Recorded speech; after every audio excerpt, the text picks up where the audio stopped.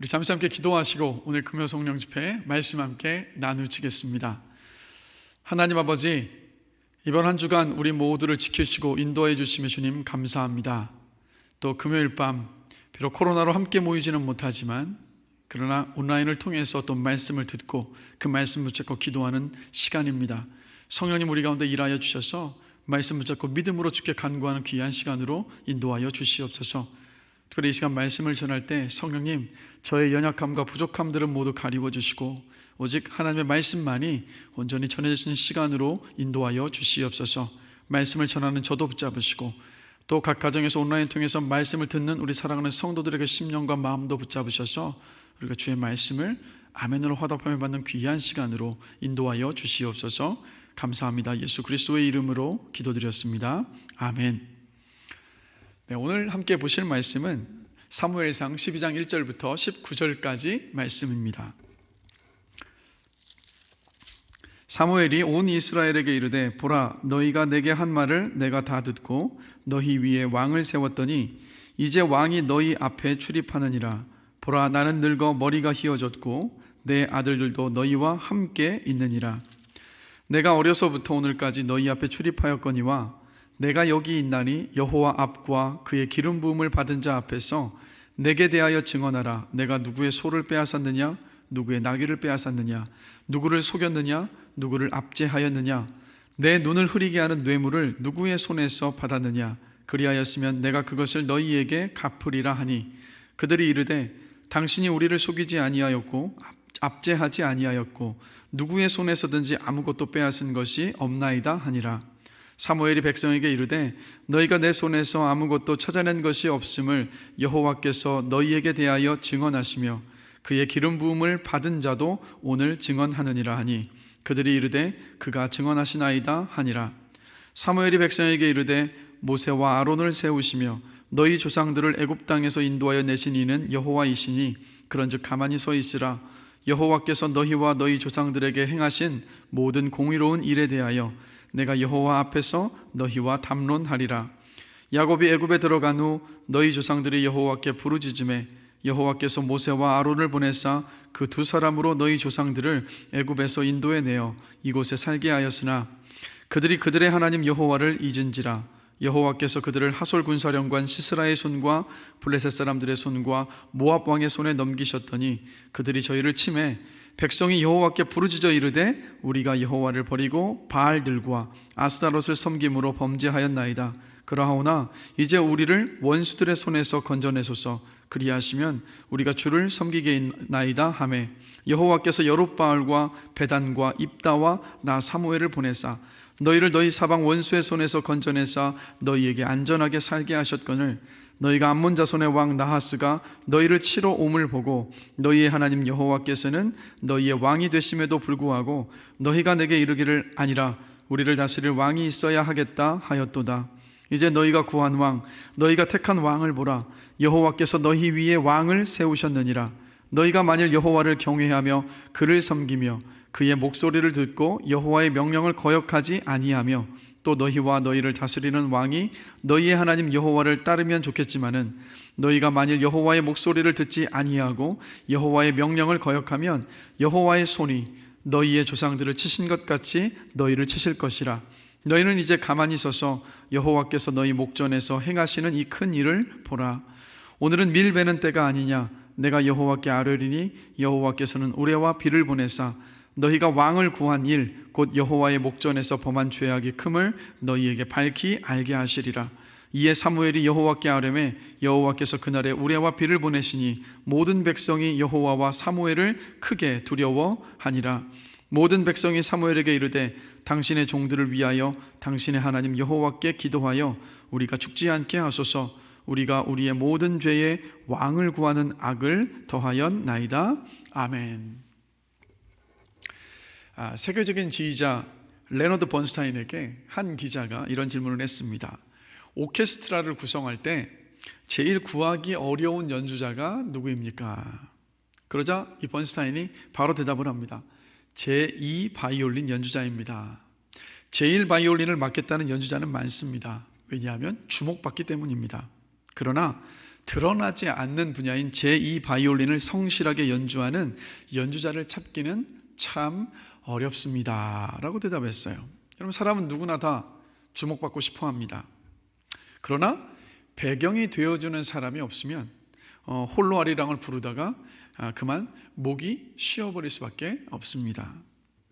오늘 본문의 이 사무엘은요, 영적으로 어둡던 시대를 하나님의 말씀으로 밝게 비추었던 위대한 지도자였습니다.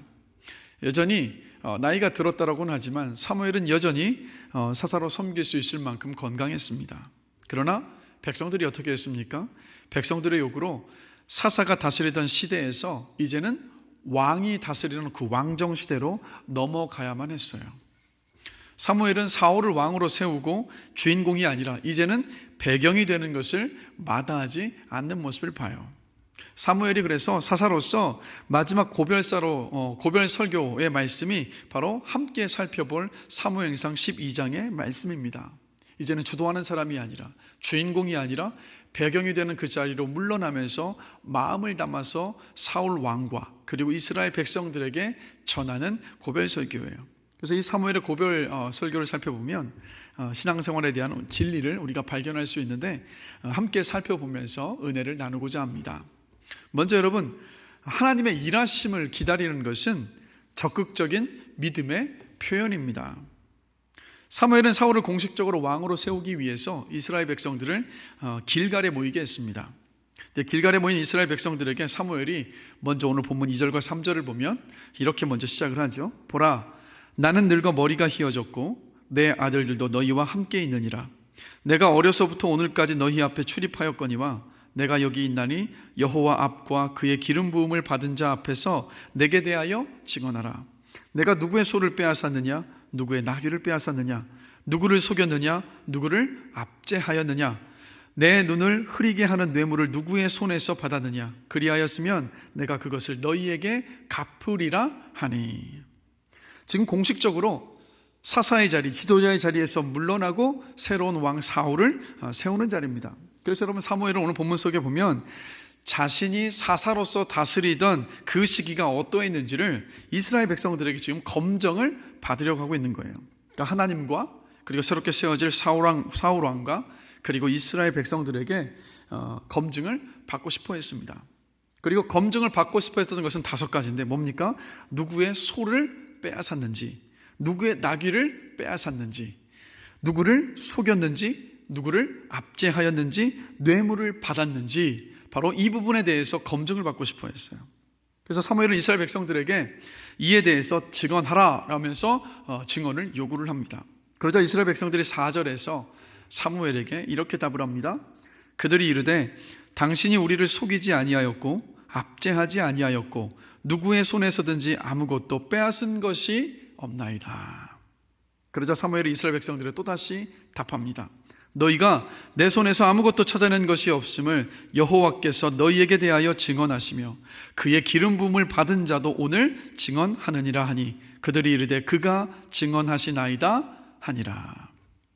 사무엘이 사사로 다스리면서 깨끗하게 살았다라는 것이 하나님 앞에서 그리고 사울왕 앞에서 이스라엘 백성들 앞에서 증명이 되었어요.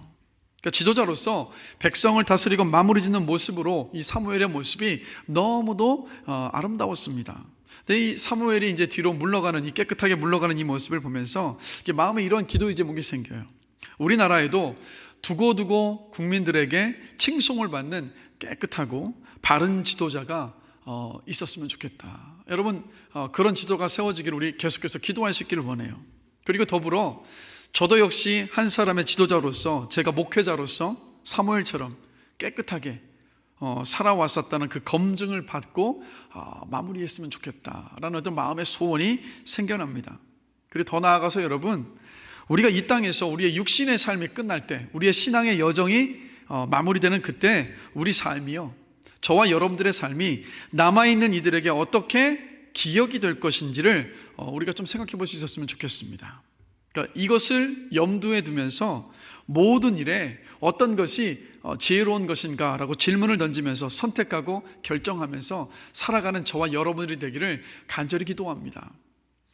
어떤 목사님은 이렇게 하셨다고 하죠. 한평생 강단에서 말씀을 전하고 기도하다가 하나님 곁으로 가고 싶습니다 라고 한평생을 기도하셨다고 하죠.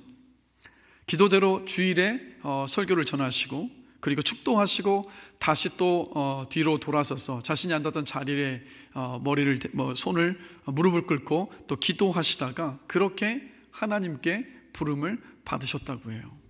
여러분, 아름다운 인생의 마무리를 위해서 우리 지금부터 기도해야 합니다. 그래서 간절히 바라기는 여러분의 삶의 그 마지막이 하나님께서 보실 때도, 그리고 또 남겨진 모든 사람들이 볼 때도 아름다운 그 신앙의 마무리를 짓게 되시기를 주님의 이름으로 축복합니다. 자, 그런데 여러분, 이 사무엘이요, 사사의 자리에서 물러나면서 그냥 자신이 깨끗하고 정직하게 했다라는 것, 그것만을 듣고 싶어서 이스라엘 백성들 앞에서 검증을 요구했었던 것일까요? 사실 사무엘에게는요, 이보다 더 중요한 목적이 있었습니다. 두 가지인데요. 첫 번째로는 내가 사사로서 이스라엘 백성들을 다스릴 때 이렇게 아무 문제가 없었는데 왜 왕을 구하느냐고 지금 묻고 있는 거예요. 이스라엘 백성들이 왕을 구하는 것이 잘못된 것이라는 것을 자신이 깨끗하게 왔었는지를 증명하는 시간들을 통해서 이스라엘 백성들로 하여금 다시 생각해 보도록 하고 있는 겁니다. 그리고 두 번째 이유는 뭐냐? 왕을 세워달라고 요구한 이후에 벌어지는 모든 일들에 대해서는 그 책임 소재를 분명히 하자는 거예요. 누구의 책임이라는 겁니까? 바로 이스라엘 백성들의 책임이라는 거예요. 하나님께서 왕을 세우시겠다고 한 것도 아니었고, 사무엘이 왕을 세우자고 했던 것도 아니었고, 이스라엘 백성들이 왕을 요구했기 때문에 이스라엘 백성들의 책임이라는 것을 사무엘이 전하고 싶었던 겁니다. 그래서 사무엘은 자신이 사사로 다스릴 때를 이스라엘 백성들 공식적인 이 자리에서 검증을 받으면서 이스라엘 백성들이 왕을 요구하는 것이 바로 불순한 동기에서 시작되었다라는 것을 지금 밝히 드러내 보이고 있는 거예요. 그러면서 사무엘은 6절에 넘어와서 이제 다시 이스라엘의 역사를 되짚게 합니다. 자, 6절 보실까요? 사무엘이 백성에게 이르되 모세와 아론을 세우시며 너희 조상들을 애굽 땅에서 인도하여 내신 이는 여호와이시니. 지금 이스라엘 백성들에게 자신들의 그 먼 역사를 돌아보게 하는 거예요. 뭡니까? 바로 이스라엘 백성들의 조상들을 이집트에서 구원하여 내신 분이 하나님이시라는 거예요. 그리고 이어서 7절 하반절에서 8절을 보면 또다시 이어서 좀 더 구체적으로 설명을 하죠.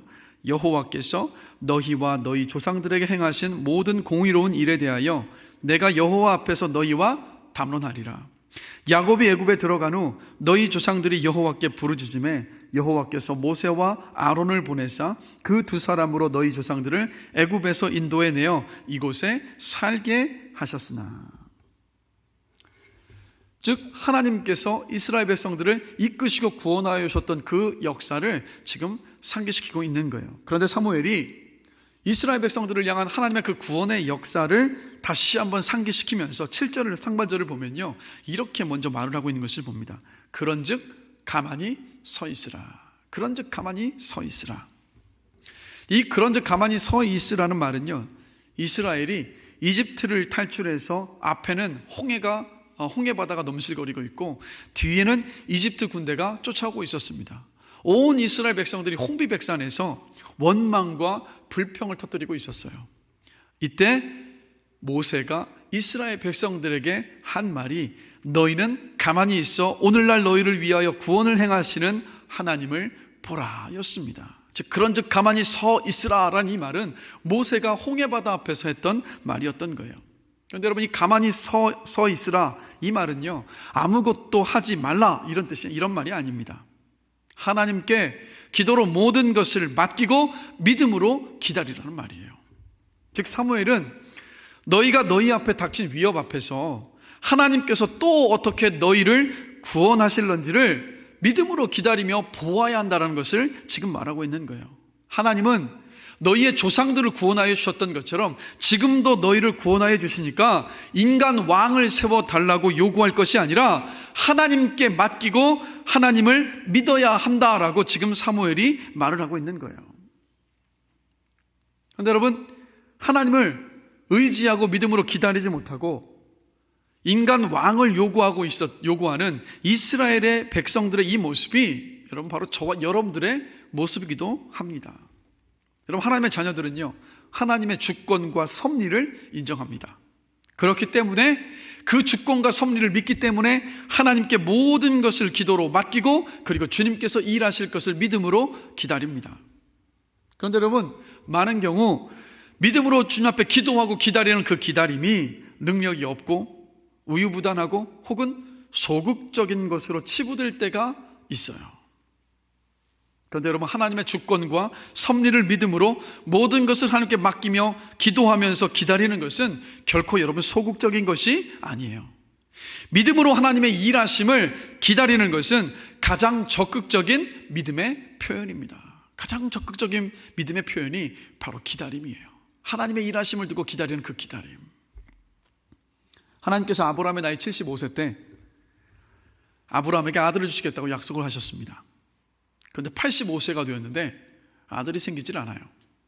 그러자 아브라함은 사라의 몸종인 하갈을 통해서, 여러분 누구를 낳습니까? 이스마엘을 낳았어요. 이 일 이후에 13년 동안 하나님께서 또 침묵하셨습니다. 그러다가 아브라함의 나이 99세 때 하나님께서 나타나셨어요. 그리고 아브라함에게 창세기 17장 1절에서 이렇게 말씀하십니다. 나는 전능한 하나님이라. 너는 내 앞에서 행하여 완전하라. 내 앞에서 행하여 완전하라라는 이 말씀은 내가 너에게 아들을 주겠다라고 약속한 전능한 하나님이다. 그러니 너에게 준 약속을 믿고 흔들리지 말고 끝까지 믿음으로 기다리라 라고 하나님께서 지금 말씀을 하고 계시는 거예요. 그래서 하나님을 향한 가장 적극적인 믿음의 표현은 뭐냐? 여러분, 기도하며 하나님의 일하심을 기다리는 것입니다. 바로 그 믿음이 하나님께서 보실 때 의롭게 여겨 주신다라는 거예요. 오늘 이 한 성도님과 통화를 하는데 코로나의 상황들과 나라의 여러 가지 혼란스러운 전국들이 있지 않습니까? 그런데 이 성도님께서 이런 고백을 하시는 거예요. 지금 상황에서 우리가 할 수 있는 것이 아무것도 없다라는 것을 깨달았습니다. 지금은 분명히 하나님께 이 모든 상황들을 기도로 맡기고 하나님의 일하심을 기다리는 때이라는 것을 깨달았습니다라고 그런 고백을 하시더라고요. 여러분, 가만히 보면 이 시대에 정말 필요한 것은 뭐겠습니까? 모든 것을 하나님께 믿음으로 기도하며 맡기고 하나님께서 일하실 때까지 믿음으로 기다리는 사람들, 그 사람들이 너무도 필요한 시대인 것 같아요. 구원받지 못한 배우자와 또 자녀를 위해서 눈물로 기도하면서 기다리고 계십니까? 자녀들의 앞날을 하나님께 기도로 맡기면서 기다리고 계십니까? 코로나로 어려운 경제 상황 속에서 기도하시면서 그 문제를 해결해 주시기를 기다리고 계십니까?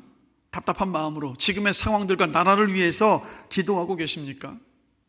가만히 있어 오늘날 우리를 위해 구원을 행하시는 하나님을 보는 저와 여러분들이 되기를 주님의 이름으로 간절히 기도합니다. 기도하며 기다리는 지금 하나님께 가장 적극적으로 하나님을 향한 우리의 믿음을 지금 표현하고 있다는 것을 여러분 늘 기억하게 되시기를 원해요. 그리고 확신합니다. 그 믿음의 기다림 끝에 하나님은 반드시 일하십니다. 그래서 여러분, 오늘도 믿음으로 모든 것들을 여러분 하나님 아버지께 맡기시면서 또 믿음으로 기다리시는 여러분들이 되시기를 주님의 이름으로 축복합니다. 그런가 하면 두 번째로 여러분, 오늘 본문의 사무엘의 고별 설교를 통해서 우리가 또다시 깨닫게 되는 것 두 번째는 뭐냐면, 내가 죄인임을 깊이 깨달아가는 것이 바로 성화되어가는 모습이라는 거예요. 자, 사무엘은 11절에서 고별 설교를 계속해서 이어가죠. 4명의 사사의 이야기를 하고 있습니다. 여호와께서 여룻바알과 베단과 입다와 나 사무엘을 보내사 너희를 너희 사방 원수의 손에서 건져내사 너희에게 안전하게 살게 하셨거늘. 자, 이 4사람 중에 첫 번째 사람이 누굽니까? 여룻바알이에요. 여룻바알이 누굽니까? 바로 기드온입니다. 여러분, 대항하여 싸웠다라는 뜻입니다. 그래서 여룻바알은 뭡니까? 바알에 대항하여 싸웠다라는 뜻이에요.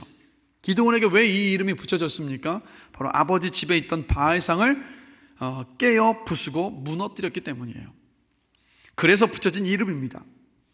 그래서 여러분, 기드온이 큰 용사라고 불리웠습니다. 그러나 기드온이 처음부터 큰 용사라고 불리울 만했던 사람이냐 하면 그렇지 않다라는 거예요. 이스라엘이 7년 동안 미디안에 아주 이 압제를 당하고 있었을 때 하나님께서 이스라엘 백성들을 구원하시기 위해서 기드온을 부르셨어요. 그때 기드온이 무엇을 하고 있었냐면 포도주 틀 안에서 밀타작을 하고 있었습니다. 여러분, 밀을 타작하려면 넓은 공간에서 밀을 타작해야 돼요. 그런데 이 사방이 가로막혀 있는 포도주 틀 안에서 기드온이 밀타작을 하고 있었다는 겁니다. 왜 그랬겠습니까? 미디안이 두려워서 가로막힌 그 포도주 틀 안에서 조심스럽게 들키지 않으면서 밀타작을 하고 있었던 거예요. 그런데 그때 하나님이 기드온을 찾아오셔서 기드온을 뭐라고 부르는지 아십니까? 큰 용사여라고 부르셨어요. 이 말은 정말 기드온이 큰 용사이라는 그런 뜻이 아니에요. 하나님께서 내가 너를 큰 용사로 만드시겠다라는 뜻이었습니다. 그래서 기드온은 이렇게 하나님께서 자신을 큰 용사로 쓰시겠다라고 말씀하셨음에도 불구하고 어땠습니까? 정말 나를 도우시고 사용하실 것인지 확신이 없었어요. 그래서 하나님께 어떻게 합니까? 양털로 하나님을 시험하죠. 양털을 적셔주고 말려달라는 이 시험들을 통한 시험을 합니다. 결국 하나님은 기드온의 청을 다 들어주셨죠. 그리고 하나님은 기드온을 적군인 미디안 앞에 세우십니다. 그래서 미디안과의 전쟁에서 기드온과 함께 있었던 사람들이 누굽니까? 300명의 용사들로 우리는 기억하지만 그러나 그들은 300명의 용사들이 아니었어요. 추려서 300명이라는 사람이 모이게 됐던 겁니다. 엄밀히 얘기하면 그들은 용사들이 아니라 그저 평범한 연약한 300명의 사람들이었어요. 하나님은 그저 적은 숫자의 사람들을 택하셨을 뿐이었던 겁니다. 왜 그랬습니까? 이 전쟁은 내가 한다라는 것을 보여주시고자 하셨던 거예요. 그래서 하나님은 기드온과 300명의 병사들로 미디안과 아말렉 연합군 13만 5천 명을 물리치셨어요. 하나님께서 일하셨음을 보여주셨던 겁니다. 그리고 사무엘이 언급한 두 번째 사사가 누굽니까? 바로 베단입니다. 이 베단은 정확히 엄밀히 얘기하면 사사가 아니에요. 베단이 누구냐면 바로 바락입니다. 바락은 여선지자가 드보라가 사사로 있었을 때 이 군대 장관처럼 앞에서 이끌어줬던 장수입니다. 당시 이스라엘은 하나님을 버리고 우상을 섬겼죠. 이에 하나님께서 진노하셨고 가나안 왕 야빈에게 20년 동안 이스라엘 백성들이 압제를 당하도록 허락하셨어요. 그때 이 야빈의 군대 장관 시스라가 당시로서는 최첨단 무기였죠. 철병거 900대를 가지고 이스라엘을 쳐들어왔습니다. 이때 드보라가 바락에게 스불론 지파와 납달리 지파의 사람들 10,000명을 데리고 나가서 그 시스라가 끌고 오는 철병거 900대와 그 군대와 함께 싸우라는 하나님의 말씀을 전합니다. 그런데 장수였던 이 바락이 드보라에게 뭐라고 이야기하냐면 나는 혼자 나가서 싸울 수 없습니다. 드보라 당신이 함께 나가야지만이 내가 싸울 수 있다라고 함께 나갈 것을 부탁을 합니다. 왜 그랬겠습니까? 자신이 없었던 거예요. 용기가 없었던 거예요. 그리고 두려웠던 겁니다.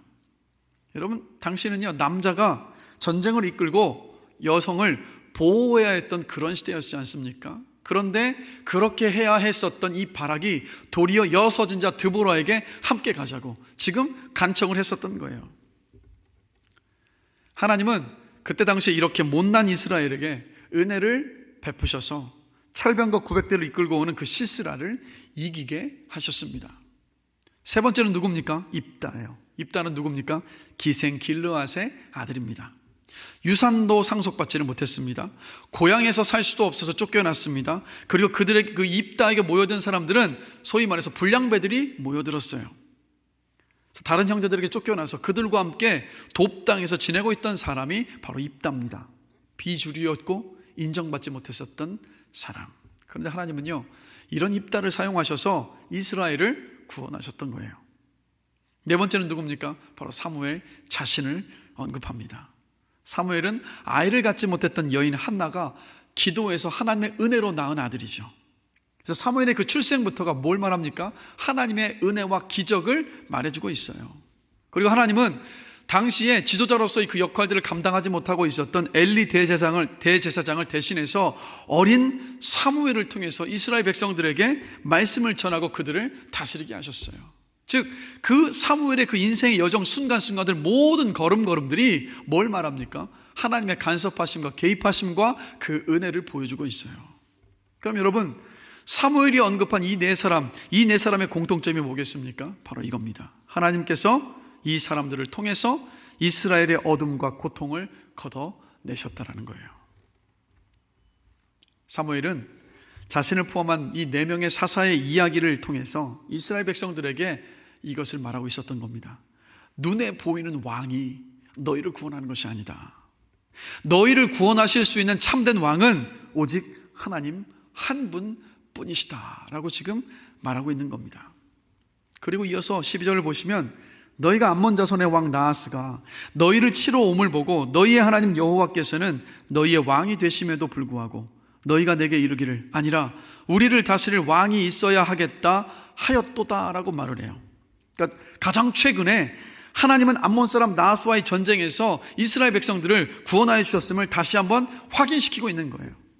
그런데 그럼에도 불구하고 아직 눈에 보이는 그럴듯한 왕이 필요하느냐라고 지금 다시 이스라엘 백성들에게 사무엘이 되묻고 있는 겁니다.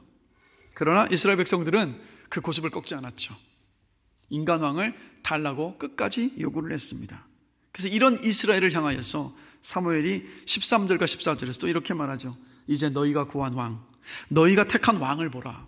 여호와께서 너희 위에 왕을 세우셨느니라. 너희가 만일 여호와를 경외하며 그를 섬기며 그의 목소리를 듣고 여호와의 명령을 거역하지 아니하며 또 너희와 너희를 다스리는 왕이 너희의 하나님 여호와를 따르면 좋겠지만은, 자, 사무엘이 뭐라고 말하고 있습니까?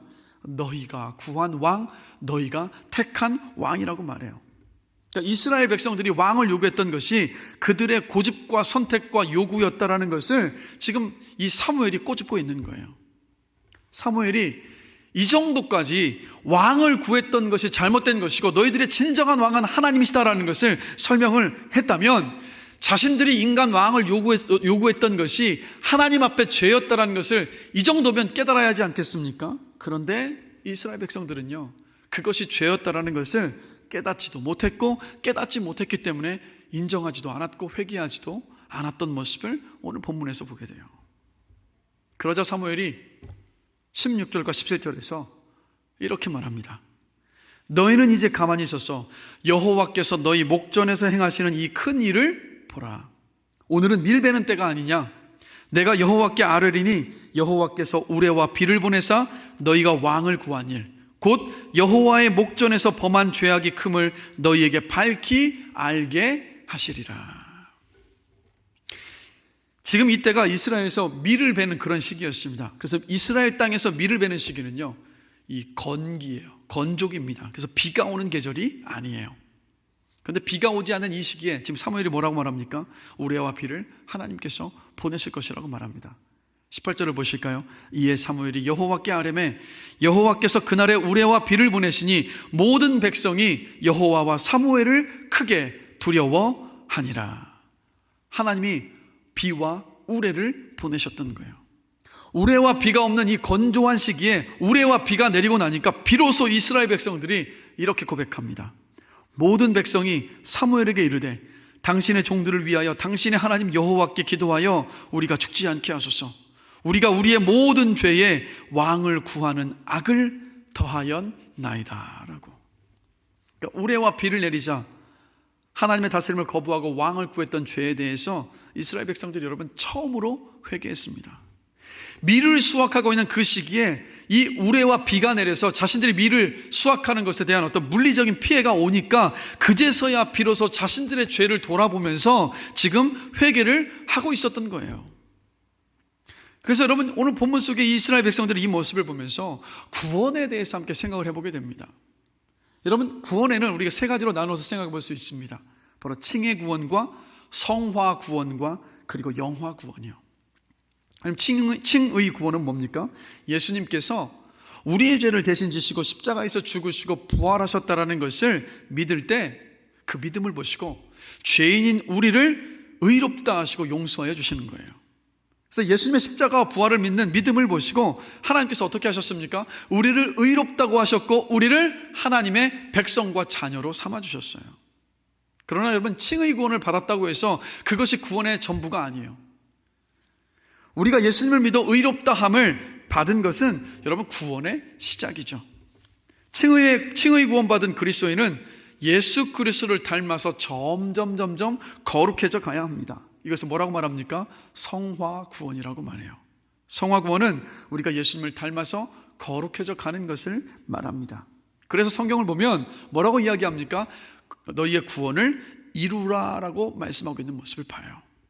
그리고 세 번째가 뭡니까? 영화 구원입니다. 영화 구원은 예수님께서 이 땅에 재림하실 때 우리가 주님과 같이 영광된 모습으로 변화되게 될 것을 이야기해요. 우리가 죄로부터 완전히 자유하게 되고 주님의 그 영광에 참여하게 돼서 주님과 함께 온 우주 만물을 다스리게 될 그때를 가리켜서 바로 영화 구원이라고 합니다. 근데 오늘 본문을 통해서 제가 생각해 보고 싶은 것은 바로 칭의 구원과 그리고 성화 구원이에요. 자, 여러분, 이스라엘 백성들을 하나님께서 하나님의 백성으로 선택하셨습니다. 그런데 이스라엘 백성들을 선택하신 이유를 신명기 7장 7절에서 하나님께서 이렇게 말씀을 하고 계신 것을 봐요. 여호와께서 너희를 기뻐하시고 너희를 택하심은 너희가 다른 민족보다 수요가 많기 때문이 아니니라. 너희는 오히려 모든 민족 중에 가장 적으니라. 하나님께서 이스라엘 백성들을 선택하셨던 것은 그들이 선택받을 만한 자격이 있어서도 아니고 그들이 뭔가 하나님께 인정받을 만한 재주와 능력이 있어서도 아니었어요. 이유는 딱 한 가지였습니다. 그들이 모든 민족 중에서 가장 적은 민족이었기 때문입니다. 뭘 말합니까? 하나님의 은혜로 선택받았다라는 거예요. 바로 우리가 예수 그리스도를 믿는 믿음으로 구원을 받은 것과 똑같은 거예요. 하나님의 은혜로 이스라엘 백성들은 하나님의 백성으로 선택을 받았습니다. 칭의 구원을 받은 그리스도인들은 그래서 여러분 이 성화 구원을 이루어 갑니다. 그런데 성화되어가는 그리스도인들의 모습은 어떤 것일까요, 여러분? 성화되어 간다는 것은요, 오늘 본문을 통해서 함께 생각해 보면 이들이 자신의 죄에 대해서 쉬이 회개하지 못하고 있었던 이 모습을 보면서 우리가 보게 되는 것은 성화되어 간다는 것은 뭐냐면 죄인된 자신의 실체를 더 깊이 바라보고 인식하게 되어가는 과정들, 그것이 바로 여러분 성화입니다. 이스라엘 백성들은요, 하나님의 주권을 인정하지 않는 것이 죄라는 것을 깨닫지를 못했어요. 사무엘이 이들의 조상들에게 베풀어 주신 하나님의 그 주권적인 은혜에 대해서 설명을 했습니다. 가깝게는 사사들을 통해서 자신을 통해서 이스라엘을 구원하여 주셨던 그 하나님을 상기시켰어요. 암몬과 나하스를 물리치도록 도우신 하나님의 그 역사도 바로 정말 얼마 전에 있었던 그 일들도 다시 한번 이스라엘 백성들로 하여금 기억하게 했습니다.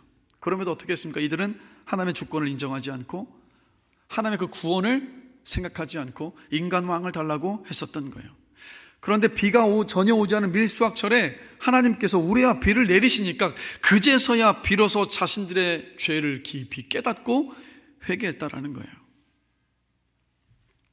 이들이 이스라엘 백성들의 모습이에요.